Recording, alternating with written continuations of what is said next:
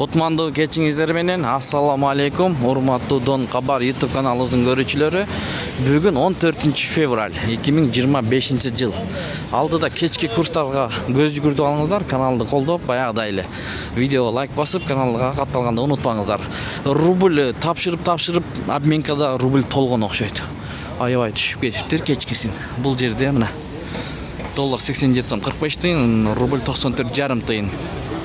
Манистеримде доллар 87 сом 45 тыйын, евро 91 сом, евро да өсүптүр. Рубль 0,33, лира 2 сом 45 тыйын. Фунт 109 сом. Кечкисин ушундай. Туугандар 0,943ден бар экен. 0,943. Мына.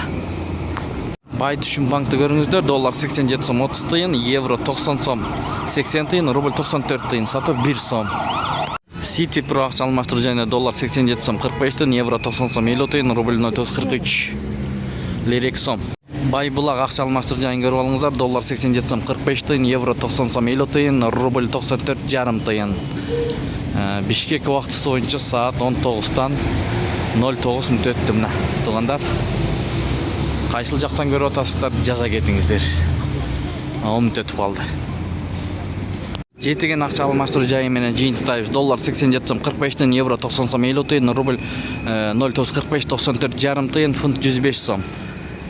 Жума күнгө карата кечки курстар ушундай болду, туугандар. Сиздер менен канал автору Данияр болду. Ой пикир, комментарий ачык жазыңыздар.